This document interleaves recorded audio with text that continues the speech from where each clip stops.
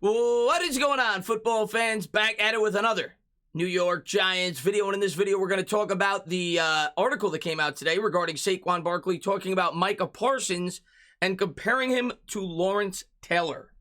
I'm going to be as fair as I can to Saquon, and I'm going to give my full opinion on all of this throughout the video. Of course, this week, the New York Giants going up against the Dallas Cowboys, and unfortunately, as a New York Giant fan, being that I was really looking forward to this game before the year started, the game doesn't mean a whole lot for the Giants outside of pride. I mean, for God's sakes, we're 4-9. We got Mike Glennon starting at quarterback, and a lot of Giants fans at this point probably have checked out, and they're thinking about the offseason. They're thinking about the draft. I still get up for divisional games and the Dallas Cowboys, but even if you are really excited about this game, we know it's going to be tough sledding. After all, our offensive line is an absolute joke, and being able to block Micah Parsons is obviously going to be a huge challenge for the New York Giants. Make no mistake about it this year. I'm going to give as much credit and respect to Micah Parsons as I can from a Giants fan, okay? Micah Parsons is having an incredible year. Micah Parsons was a guy that I was very impressed with going into the draft. As a matter of fact, this was a week before the draft came out. This was my order of guys that I wanted the New York Giants to pick at number 11. On draft night, I probably would have had to trade down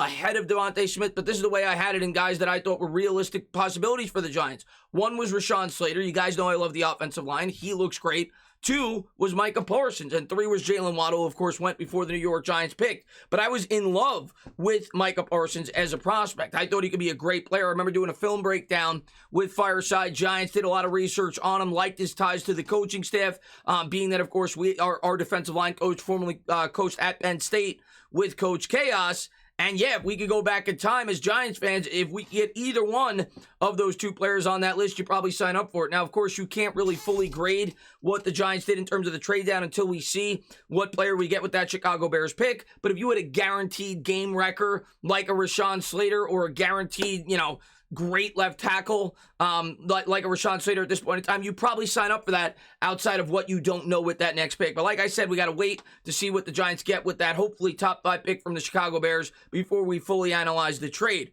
And Micah Parsons has exceeded anyone's expectations in his rookie year. Right now, he's already got 12 sacks. The rookie sack record is Javon Curse, the freak, who had 14.5 in his rookie year with the Tennessee Titans. The Titans actually later that year, I believe, went on to go to the Super Bowl, in which they lost by 1 yard to the Rams. In my opinion, one of the greatest Super Bowls of all time. But, and social media wasn't around back then, but not to my recollection were people comparing him to Lawrence Taylor. And yes, I recognize that Javon Curse was an edge rusher. Micah Parsons is a linebacker that could come off the edge. And naturally, you're going to compare him more likely to compare him to LT, being that they play the same position. Giants fans weren't comparing JPP to even Michael Strahan when he had 16.5 sacks. And I get that it's fun. As Authentic told me on Twitter, and people have told me they want to be the first to say that they were the one to say it. He's going to be the next this, the next that. There is only one Lawrence Taylor. And to compare this guy to Lawrence Taylor this soon into his career is ridiculous. Lawrence Taylor is undeniably the greatest defensive player in the history of football. And you can't just measure it by statistics. He's one of only 2 defensive players ever to win the MVP award. The other one was in 1972 as a defensive tackle. I can't remember his name off the top of my head. But he won the award in 1986. I think he was the 3 or 4 defensive player of the year. And I know Parsons may get that. And people will say, well, you just compare their rookie seasons. Well, if I just compare the rookie seasons of, Baker Mayfield, for example, has the most touchdown passes ever by a quarterback in their rookie season. How does he look now? And I'm not saying that Micah Parsons is going to tail off. I think Micah Parsons could be terrific. But he's got to pass guys like Derek Thomas. He's got to pass guys like, Khalil Mack before you start bringing up Lawrence Taylor. You got to have some respect for the greats. And yes, I know it could be interpreted as it's an honor for people to bring up Lawrence Taylor's name when young great players come up. But regardless, I think it's silly to even bring up the comparison. But let's jump into some of the things that I wanted to talk about in the video. The first thing we're going to pull up is the tweet that came out from the New York Post. Saquon Barkley compares Penn State's Micah Parsons to Lawrence Taylor.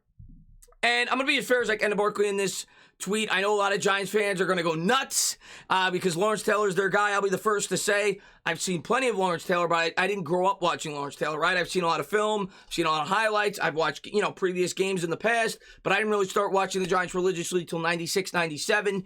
Didn't get to fully appreciate the greatness of Lawrence Taylor, which is probably my biggest regret as a New York Giants fan. But all you got to do is go back and look at old game film. You listen to guys like Ron Jaworski talk about, what they had to do whenever they played the New York Giants, how the whole game plan was structured around him, how much he changed the game. You hear, Bill Parcells talk about him, Bill Belichick talk about him, and he literally changed the game. And there's only a handful of players you could say that about. He's one of them. You think about the quarterback position, maybe you could say a guy like Peyton Manning, potentially a guy like Aaron Rodgers, I don't know. But there is a handful of players that have changed the game, and he is one of them. Micah Parsons has a long way to go before he starts changing the game. This coming out here from Saquon Barkley. This was a quote in the New York Post.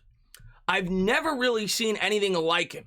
He's really LT-like, to be honest. And to be fair, a lot of people said that about Saquon Barkley too when he first came up with the New York Giants, so I get it. But it's kind of weird for Barkley to be saying that. I know they came up as Penn State teammates. I know he's trying to show his friend respect, and Micah Parsons deserves a lot of the accolades that he's getting. Barkley told Yahoo Sports as part of the Gatorade Player of the Week announcements, only 5 days before the second Giants-Cowboys game of the season.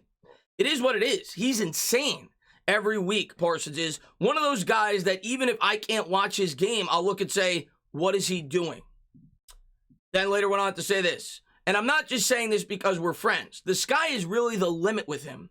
If he keeps working hard and keeping his head on straight, he can be even better than he is now. That's the scary thing. And that's true. I mean, he's a rookie. He clearly could get better. He could also potentially, get worse. We don't know. The tale is, not told yet for Micah Parsons. But for people to start putting them in the same sentence, for me, is a bit ridiculous. We don't even know if Parsons is going to be able to stay healthy throughout his entire career. We don't know how Parsons is going to do when offenses adjust. He's still got a long career ahead of him. And for me to put these guys in the same sentence, you got to wait at least 5, 6, 7 years. Am I going to say it's impossible for anybody to ever surpass Lawrence Taylor? No, I'm not going to say that. As fans, that's what you look for. You look for the next greatest thing. This guy hasn't even played a full season in the NFL yet. Let's relax. And I know a lot of Giants fans are in hindsight say we should have taken Micah Parsons, and I'm on board with that, okay? The reason I knew we weren't going to take him, and the reason I knew why a lot of teams passed on him, because he was undeniably a top 5 talent in this year's draft. Yes, the fact that it was quarterback strong maybe knocked him down to the 7-8 range, but had he not had any character concerns, there's no way he ever gets to the Dallas Cowboys. And obviously, the Cowboys didn't think he was worth the risk at 10. If they were enamored with Micah Parsons, they would have stayed there and taken him, knowing that there was a risk that either the Eagles trading up, who needed a linebacker, could take him, or the Giants could take him at 11. They didn't do that, but they still were able to get him at 12. Regardless, he's been incredible for the Dallas Cowboys. This then coming out as well. He's playing extremely well, Barkley said. Hopefully, he could turn that down a notch this week when we play them. But it's fun going against Micah. And as a competitor, when you've got one of the, you could argue, best players in the league, it's going to help out, bring out the best. Coming to MetLife Stadium, you hope it brings you a little extra motivation to get back to the level I know I can get to. So, nothing bad there that Barkley said. And he's saying complimentary things there. And Micah Parsons certainly is one of the best defensive players this year in the NFL. He's going to be probably one of the 4 finalists for Defensive Player of the Year. I mean, Myles Garrett certainly up there, Watt certainly up there, but Parsons' name needs to be thrown in the hat. I mean, coming into the year, I don't think anybody had the expectations that this Dallas Cowboys defense would be near where it is, and he's probably the primary reason why they've been as successful as they have been. And we'll see how the New York Giants are able to do against Parsons. I think Parsons is probably going to get some pressure on the quarterback, especially being how bad our offensive line is. So that's something that we certainly have to worry about. This is what Bruce Arians had to say about people that have compared Micah Parsons to Lawrence Taylor. Bruce Arians, of course, one of the better head coaches in the league, won the Super Bowl last year with the Tampa Bay Bucks, had a lot of great success with the Arizona Cardinals. He started to have a heck of a career, Arians said on the Dan Patrick Show, of Parsons, who his team faced in week 1. But when you're talking about the best defensive player in the history of the league, slow down a little bit. Slow down a little bit on that. And then finally, this is what Bill Belichick had to say, not when asked about Parsons, but in the past when asked about Khalil Mack. And Khalil Mack at that point in time was more advanced in his career than Parsons is now. We all remember Khalil Mack. I mean, when he was at his highest, was probably at a higher level than that of what Micah Parsons is now. Khalil Mack may be one of the NFL's best players, but New England Patriots head coach Bill Belichick pumped the brakes on comparing the Chicago Bears linebacker to one of the greatest at his position. Wait a minute. We're talking about Lawrence Taylor now, Belichick said Wednesday when asked about stacking Mack up against the 8-time All-Pro pass rusher per ESPN's Adam Schefter. I'm not putting anybody in LT's class. Put everybody down below that.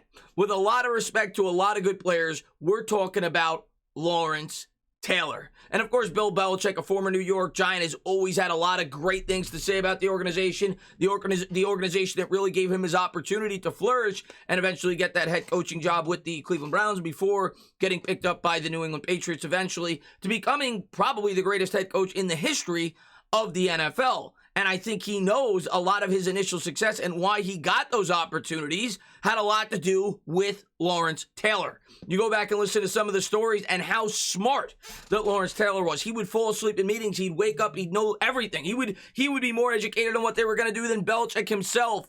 And Bill Belichick, of course, probably the smartest defensive mind in football.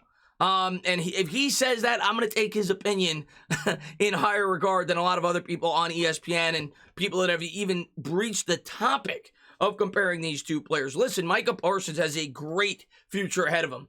Micah Parsons is a guy I would have absolutely loved in a New York Giants uniform. It did not happen. But do not put Micah Parsons and Lawrence Taylor in the same sentence, at least not right now.